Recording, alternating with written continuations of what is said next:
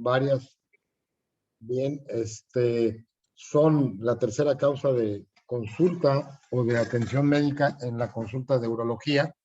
La primera, recuerdo, son las enfermedades de la próstata, la segunda, la litiasis urinaria en nuestro medio y en general, y la tercera son este grupo de patologías genitales masculinos, de las cuales hay los congénitas, y todas las demás son patologías adquiridas, son, como su nombre lo indica, son patologías de genitales externos masculinos, y estas son las más frecuentes, y en ese orden las vamos a ir revisando cada una de ellas. Empezamos hoy, no creo que termine hoy, seguramente el jueves termino, y,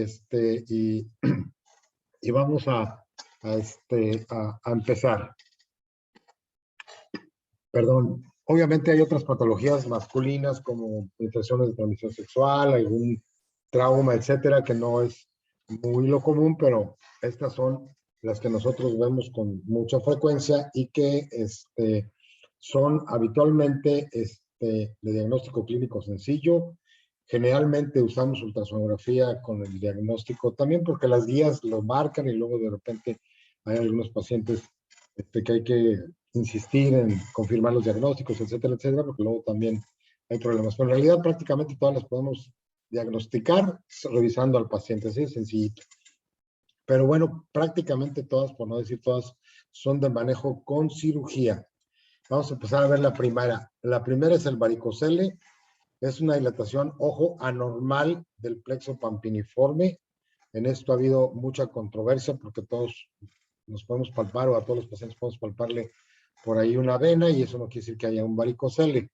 Habitualmente es de presentación izquierda, y a mí me gusta hacer una pequeña observación aquí porque en los últimos años, ahora de repente ya tenemos mucho varicocele derecho, cuando en realidad hidrostáticamente, recuerden que del lado izquierdo, bueno, primero el varicocele no es una trenza como esto, no, nada que ver, son simple y sencillamente venas que han perdido ¿cómo se llama? Que han perdido recuerden que del diafragma hacia abajo, todas las venas del cuerpo, de la parte baja del cuerpo, todos tienen válvulas, y esta válvula es para evitar el flujo de regreso al corazón, el flujo sanguíneo, y evitar que regrese hacia las partes inferiores. Entonces, todas las venas del diafragma hacia abajo tienen válvulas. De acuerdo, el más común que vemos, por supuesto, y que lo podemos ver hasta en la calle o en donde sea, son las señoras, mayormente señoras que tienen por ahí alguna vena varicosa o varices que a veces son muy notorias. Entonces es muy importante que tomen en cuenta esto. Es una dilatación anormal del plexo pampiniforme, porque luego lo reportan por ultrasonido y bla, bla, bla. Y también cuando revisamos al paciente, algunas, claro que todos si nos palpamos vamos a encontrar las venas, como si nos vemos las venas del brazo, del pie, no sé. Entonces es muy importante. Creo que en los últimos años, con el casi rutinario, no casi, rutinariamente un ultrasonido que todo el mundo se hace, de repente nos reportan ya con más frecuencia varicocele del lado derecho, no necesariamente, y también cirugías del lado derecho. Recordar que hidrostáticamente el plexo izquierdo, es decir, la vena espermática interna izquierda, como llega a la renal, llega de manera ¿cómo se llama? Transversal, y entonces la presión hidrostática es muy fuerte del lado derecho y llega a la cava. Acuérdense que es pregunta de examen, por eso el motivo es pregunta de examen. Sin embargo, creo que un poquito los clínicos y el radiólogo abusamos un poquito del diagnóstico derecho. Y ahora vemos más pacientes operados bilateralmente. ¿De acuerdo? Es una frecuencia de hasta 15% en hombres sanos. Habitualmente inicia en la adolescencia, ¿sí? Los varones, sobre todo los niños o los jóvenes en este caso, no tienen, ni su familia menos, la costumbre de llevarlos rutinariamente a un chequeo. Y esto es muy importante. A veces los varicoceles del adolescente los diagnosticamos porque van por otra cosa, o alguna pregunta, o alguna duda, inclusive de índole de desarrollo psicosexual. Entonces es muy importante que siempre tomen en cuenta esto. A todos los hombres rutinariamente necesitamos una exploración. Es asintomático, es un padecimiento que se va desarrollando progresivamente y poco a poco. Entonces no es un padecimiento que nos dé síntomas muy característicos. Es asintomático en la gran mayoría de los casos, vean, y provoca dolor en un 5%. Entonces, cuando nos consultan es porque el varón que hace años ya se casó o vive junto con la pareja, etcétera, etcétera, de repente vienen y no tienen posibilidades de tener un bebé y se dan cuenta que están teniendo problemas. Y cuando los consultamos, pues generalmente consultan por esto. Casi nadie, muy poquitos consultan por molestias son molestias sencillas, no es un dolor muy agudo y es intermitente también, tiene que ver con la posición de pie, sentado, etcétera. Entonces, pero esta es justamente la causa más frecuente y corregible de infertilidad. Estoy hablando, obvio, del factor masculino en el caso de pacientes con infertilidad. ¿Por qué causa infertilidad el varicocele? Hay dos cosas. Uno, el aumento de la concentración de esteroides suprarrenales en la vena espermática interna. La vena espermática interna tiene de vecina enfrente en la renal, cuando desemboca, de acuerdo a la renal, y siempre se me olvidó meter una diapositiva para recordarles la anatomía, pero supone que también ya la sabemos. Y enfrente de ella tiene el drenaje de la suprarrenal. Entonces, la concentración de esteroides suprarrenales, que muchos de ellos, por supuesto, van a inhibir, ¿sí?, a los andrógenos del paciente, entonces caen como es una vena varicosa, caen muchos esteroides suprarrenales a la vena espermática interna, obvio, llegan con la insuficiencia vascular o la congestión venosa que tenemos abajo en el escroto, en el testículo, y esto inhibe la espermatogénesis, porque muchos de ellos son esteroides, recordar la esteroidogénesis, que aunque bioquímicamente a mí de manera personal aquí no nos interesa tanto, sabemos que en el proceso, por supuesto, hay hormonas femeninas, por eso se cree que no hay una buena espermatogénesis en estos pacientes. Y el otro que también es muy conocido desde hace mucho tiempo y que sabemos que es un factor importante y quizá el más demostrable es el aumento de la temperatura escrotal. La congestión venosa, si no pregunten a las personas que tienen varices, no siempre tienen las molestias, pero con frecuencia hay un aumento de la temperatura escrotal esperable, entendible, por el aumento de la congestión venosa. Entonces, eso también inhibe la espermatogénesis. Recordar que las gónadas masculinas están en el escroto porque no es posible que lleven a cabo su fisiología normal si estuvieran en la pelvis, ¿no? Y en la mujer, pues es exactamente lo contrario. Entonces, esas son las condiciones por las que el varicocele provoca infertilidad y la infertilidad es la causa más común por la que de repente nos consulten los pacientes, ¿de acuerdo? Se divide en 3 grados desde el punto de vista clínico. El grado 1 es un varicocele subclínico, perdón, una dilatación venosa muy pequeña. Perdón. Y a veces llegamos a palpar alguna. De hecho, aquí está, esta es justamente la indicación más importante de ultrasonido, encontrar este tipo de varicoceles, ¿de acuerdo? Porque a veces vienen hasta con cambios en su cuenta espermática, lo vimos el otro día, y bueno, el grado 2 es el clásico varicocele palpable de la gran mayoría de los pacientes, se siente, les pedimos a la mayor parte de ellos o a todos, yo los reviso de pie, ¿de acuerdo? Hay que revisar de pie a los pacientes. Los ultrasonografistas, ni los radiólogos, ni los imagenólogos hacen el varicocele de pie, que sería muy correcto. Cuando ustedes vean a un vascular explorar unas varices, pone de pie a la paciente, incluso cuando marca sus varices y las va a operar, las marca estando de pie a la paciente y entonces ya toca sus paquetes venosos porque acostado por supuesto que van a casi desaparecer la congestión venosa. Entonces aquí también ojalá los pacientes o los médicos que hacen el ultrasonido lo hicieran de pie. Y hay en el grado 2 una lesión moderada palpable con valsalva o sin valsalva, pero es palpable ya el varicocele. El grado 3 es una lesión severa, pues, o sea, una lesión muy notoria sería más el término palpable y visible. Y generalmente son los adolescentes que desarrollan un varicocele muy pronto, 12, 14, 16 años. Esos traen varicoceles, generalmente traen varicoceles muy grandes. Y el paciente, al ponerlo de pie, se le notan la bolsa de gusanos que así vienen en los libros, a través del escroto. El escroto es una piel muy delgadita, muy laxa. Entonces, casi siempre es visible en estos pacientes. Por eso y aparte, aquí no le necesitas pedir ni siquiera maniobra de Valsalva, que es pedirle que puje y que aguante un poquito el esfuerzo, que no respire por un instante. Y aparte hay que revisar, por supuesto, todo el cordón y revisar el testículo. Hay grados variables de atrofia testicular, pueden venir testículos muy atróficos. Yo he visto muchos pacientes que a veces los vi de chiquillos y ya empezaban con un varicocele, digamos chiquillos 12, 14 años por ahí, y les digo, ¿saben qué? Vénganse a los 18 o 20, porque hay que volverlos a valorar. Y entonces hay que revisar bien testículo. La atrofia testicular se manifiesta fundamentalmente por 2 cosas. El testículo se hace más blando. Claro que hay que tener un poquito de experiencia para conocer la consistencia. No solamente los varones, que con frecuencia lo podemos revisar, sino en general un médico, es más pequeño y más blando el testículo. Son los datos clínicos importantes o relevantes para valorar la atrofia testicular, ¿de acuerdo? Entonces, el ultrasonido es el diagnóstico, utilizarlo siempre. De hecho, yo lo utilizo siempre y todos lo utilizamos siempre, porque así lo marca además la guía clínica, pero en realidad vuelvo a repetir, es un padecimiento de diagnóstico clínico sencillo como todos estos, ¿de acuerdo? Y se utiliza para documentar el diagnóstico. Ojo, varicocele más severos o grado 3 no necesariamente vienen con más daño testicular. Varía mucho, ¿de acuerdo? Hay mucha variación y aparte nos permite medir las dimensiones testiculares, que por cierto, en el parámetro de medidas, que hay incluso orquidómetros y hasta tablas, y que generalmente se hacen por poblaciones de dimensiones testiculares, varía mucho, ¿no?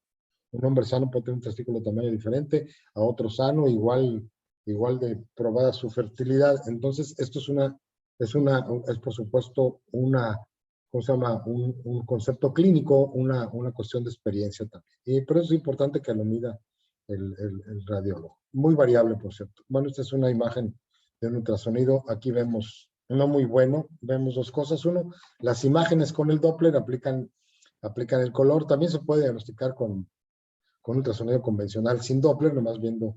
Hay que medir las dilataciones venosas en reposo y en Valsalva. Y sería más útil medirlas cuando el paciente está de pie. Dilataciones por encima de 6 milímetros con o sin Valsalva ya son sugerentes de una patología de varicocele muy importante. ¿De acuerdo? La circulación arterial no tiene por qué variar. En azul está las venas dilatadas. Pueden ver un grupo, una vena muy prominente. Generalmente hay una en el plexo que predomina. Y este es un registro, pues, de la función cardíaca, como coincidentemente con esto que es diástole, tiene un llenado diastólico muy importante previo, como cualquier vena congestionada.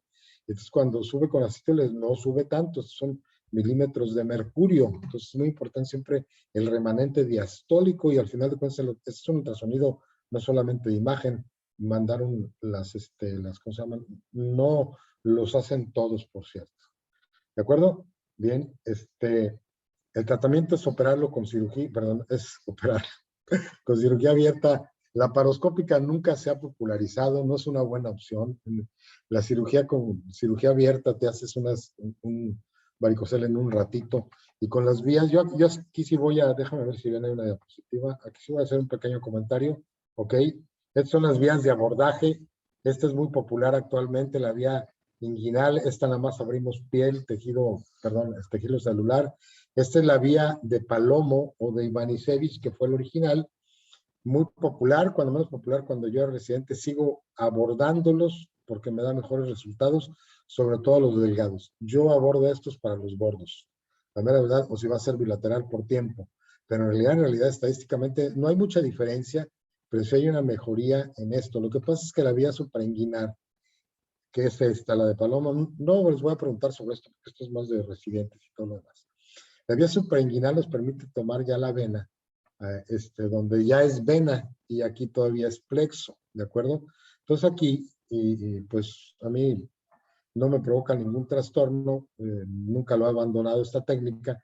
Aquí hay que abrirlos, lo único sí es más molesto, y entonces pues, los pacientes que se operan por aquí, el médico queda muy bien. Ay, el doctor a los 3 días ya anda, el muchacho ya casi puede ir a jugar básquetbol.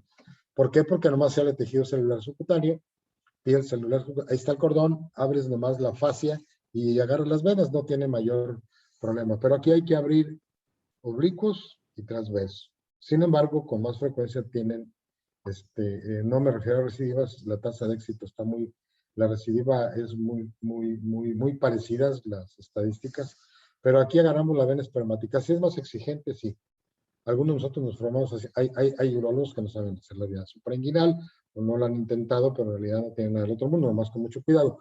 Abrimos la fascia transversal y rechazamos todo el paquete muscular y del abdomen, y entramos al peritoneo. Hay quien hace la vía transversal, perdón, el abordaje transversal o longitudinal, como un apéndice que hacen en los niños, ¿de acuerdo? Entonces, esto no tiene mayor pendiente, pero fíjense que, primero, ya lo dijimos, es la causa más frecuente y corregible de infertilidad en el varón, ¿de acuerdo? En la pareja que tiene. Y muchos de estos pacientes tienen varicocele.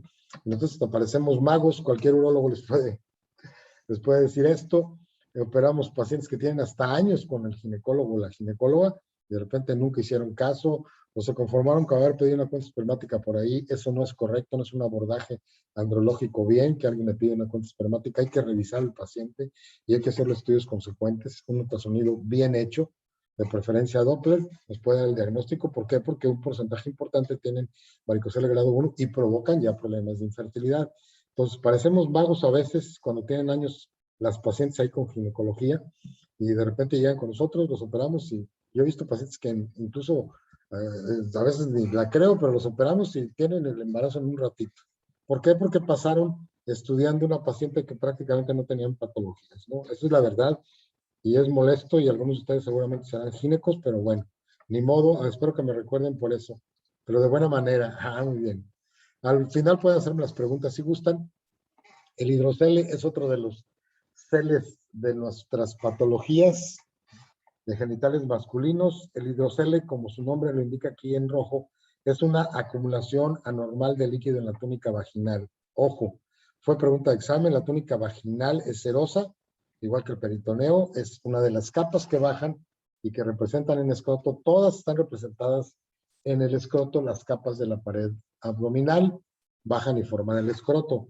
Y ahí nosotros todos tenemos líquido en la túnica vaginal, igual que tenemos líquido cuando abrimos un abdomen. ¿Por qué? Porque es un líquido exudado que la serosa produce, es un líquido lubricante al final de cuentas.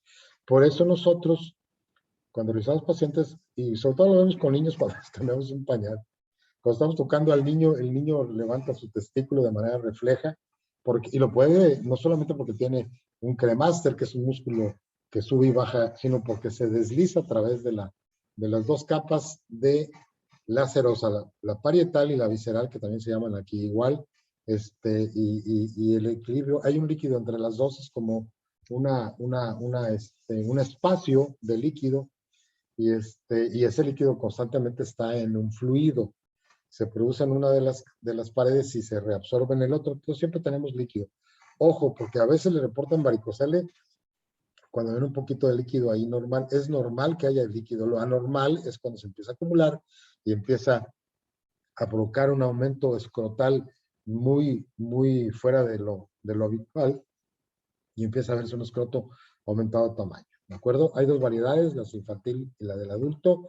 La variedad infantil prácticamente de repente no la vemos, es una variedad, es una hernia congénita al final de cuentas y eso se corrige en la infancia. La del adulto se presenta mayormente en varones sanos, hasta el 3%. No confundir, porque luego cuando están en el hospital y vayan a servicios como medicina interna, van a encontrar pacientes en nefrología, en insuficiencia renal, que llegan con todo el cuerpo lleno de líquido y a veces edema de genitales. Eso no es un hidrocele.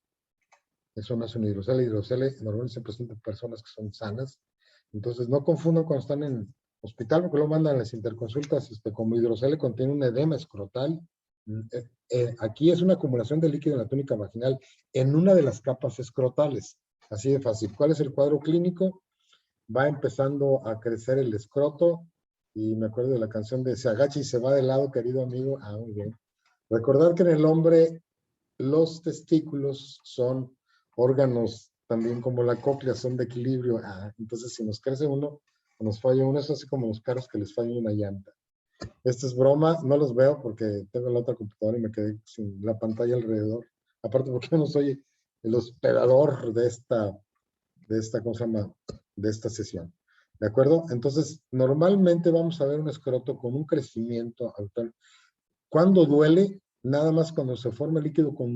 Hay pacientes que traen el escroto a tensión y les duele cuando se forman así como que rápidamente lo que es el líquido.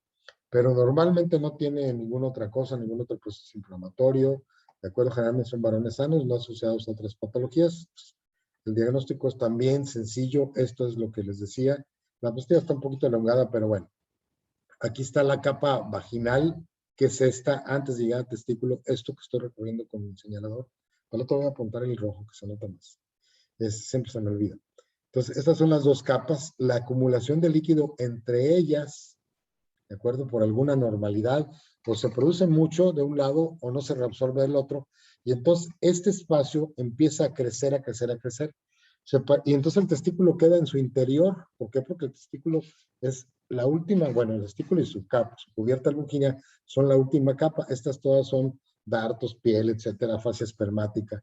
Entonces el testículo queda en su interior y yo se los platico porque a mí me da la impresión, y yo siempre digo que queda como, ahora se acostumbran a dar regalos en un globo y ahí meten algo, y más en el Día del Amor y la Amistad.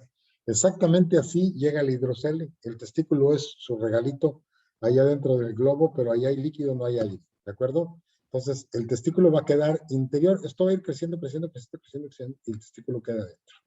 Entonces, y a veces es palpable, cuando no hay mucha tensión de líquido, es palpable, pero normalmente está adentro. El manejo es diagnosticarlo, obvio, pueden pedir ultrasonido, de acuerdo, aquí no necesitan el Doppler, es muy sencillo hacerlo con el convencional, y hay una maniobra que se las platiqué cuando vimos exploración física, que si tienen es muy sencillo en el consultorio con una lamparita, y entonces yo siempre bromeaba porque en el ISSSTE me eché 35 años, por cierto hay un curso este fin de semana, bueno, el viernes y el sábado en el ISSSTE, pero es presencial, no estoy muy seguro de ir, y es muy limitado precisamente porque todavía se deben de tomar precauciones, pero bueno, en fin, yo les platico.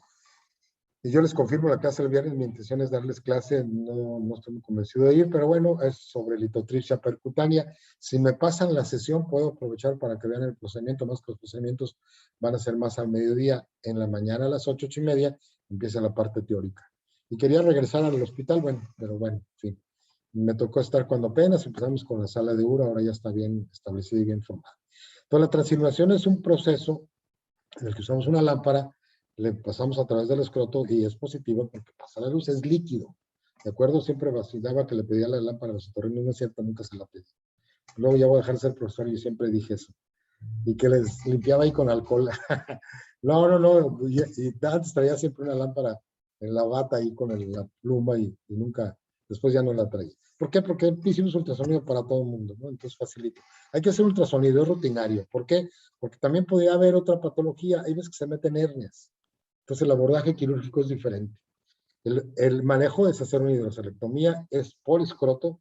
Por ahí van a ver algún cirujano que de repente abre la ingle sin necesidad, ¿de acuerdo? Por escroto es incluso un poquito más molesto, pero es mejor el abordaje, ¿de acuerdo? Y dejar siempre drenajes quirúrgicos. Entonces, el manejo de hidrocelectomía, ¿qué se hace? Voy a ver si les puedo decir, porque no viene una diapositiva. Se abren las capas escrotales, aquí hacemos una incisión en piel, llegamos al globo así.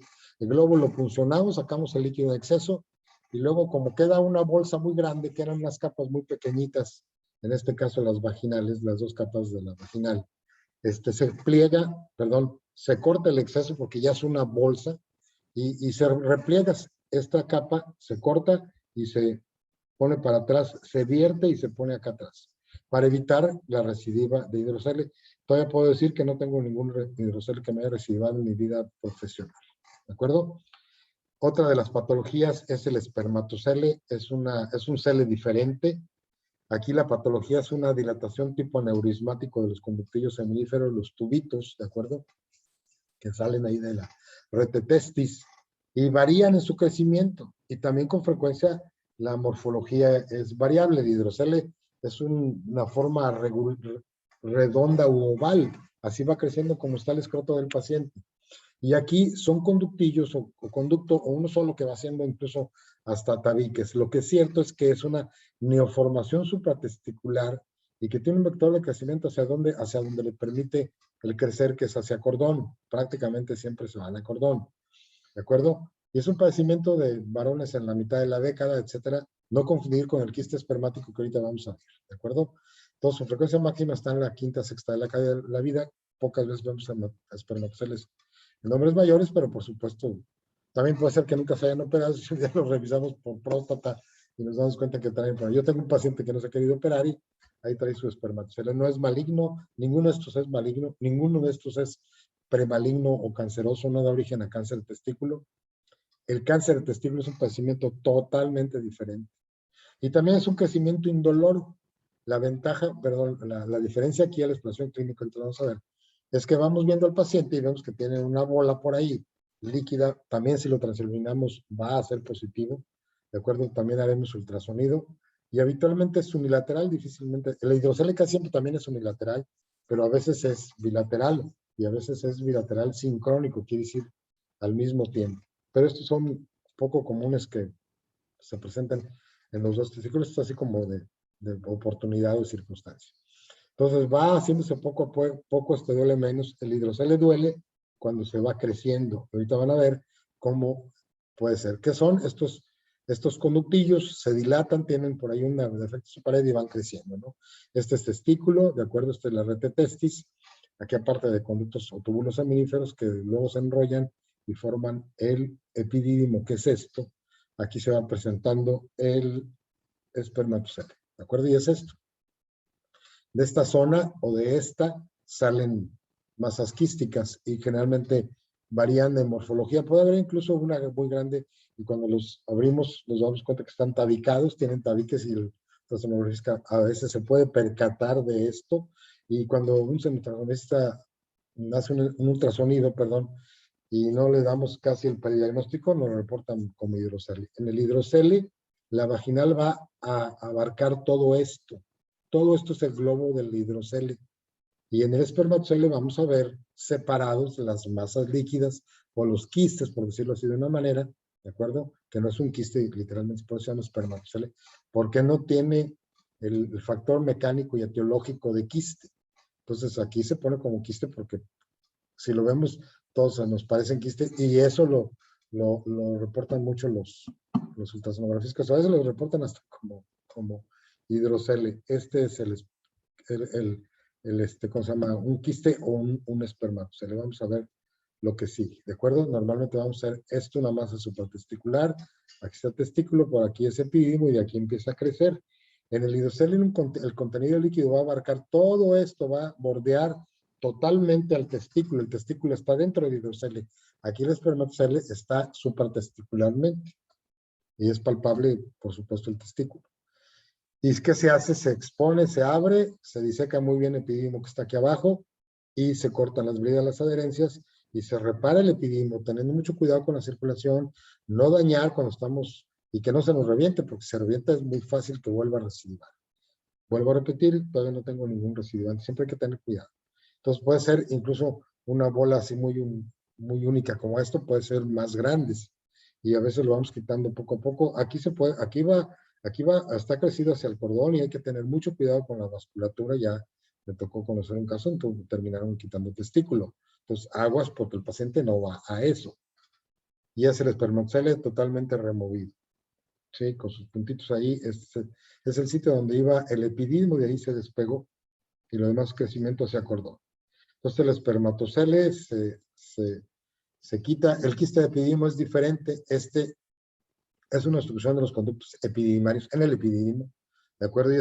Y aquí la etiología de quiste, igual que los quistes renales en cerebro, en hígado, son dos conductos que se obstruyen proximal y distalmente y forman un quiste. Entonces, habitualmente son pequeños y se localizan en el caput. El caput es la cabeza del epidídimo. Difícilmente vamos a ver. Este es el caput, esta es la cabeza, por eso este es un quiste, probablemente en la diapositiva, y normalmente están ahí.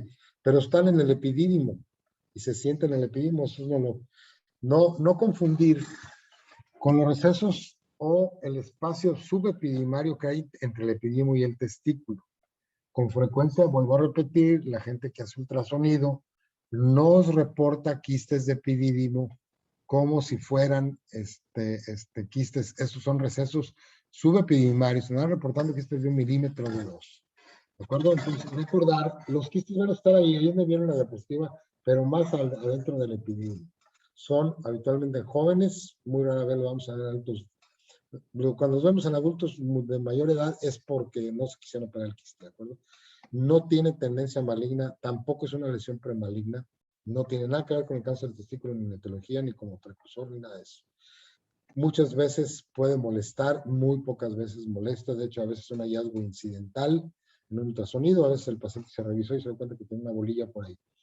está en epididimo, no crece hacia ningún lado, son muy pequeños, habitualmente no mayores a 1 centímetro, y hacemos también el diagnóstico clínico cuando revisamos un paciente. A veces sí, los ultrasonidos, los quistes más chiquitos podemos no palparlos porque están metidos dentro del epididimo. Ocasionalmente, yo de manera, si el paciente no tiene molestias ni dolor, no le sugiero cirugía, pero hay quien lo opera de manera rutinaria. ¿Por qué? Porque la cirugía va a inflamar y va a provocar fibrosis. Y son pacientes jóvenes, podemos provocar alguna fibrosis en los conductos y tener problemas de fertilidad a la larga. Pero también en ocasiones un quiste es puesto a provocar infertilidad porque obstruye los demás conductos. Entonces, hay que valorarlo bien. De manera rutinaria, me parece que no se debe operar, es que esté ahí. Y yo aquí es cuando recuerdo que el doctor Alfaro tiene 3 quistes renales, ni me acordaba. Y ahí los tengo y se me olvida. Y alguna vez me los encontré como hallazgos, ni siquiera tengo molestias. Nunca tengo lumbalgias yo ni nada por el estilo. Bien, hablando de quistes, por cierto, ¿sí? Entonces, aquí están los quistes, normalmente están en este sitio y los removemos. Tiene que tener cuidado, obvio, con la vitalidad del epididimo. Entonces, si es un muchacho que no se ha casado y todo eso, tiene un quiste, que lo dejen ahí, que no lo operen, que veamos la fertilidad. Y si llega a crecer, obstruir conductos, y si no encontramos otra causa, habría que irlo a intervenir. De manera rutinaria, no se tienen que operar estos quistes. Hay quien no los deja ir, literalmente hablando. Lo digo por cirujanos, colegas, etcétera. Y no quiero meterme en controversias porque luego de repente nos metemos en controversias de ese tipo. Torsión testicular, yo creo que a ver, déjame ver, yo creo que la reviso. ¿Tiene alguna pregunta? Porque ya casi son 10 para las 8 y yo todavía tengo que checar porque me está fallando la computadora. Esto lo vemos mañana, ¿sale? Bien, ¿alguna pregunta? No me digan que no me vieron, porque esta computadora, híjole, pues sí que no me vieron. No, doctor. Oh my God, ahí estoy. Lo que pasa es que esta computadora tiene la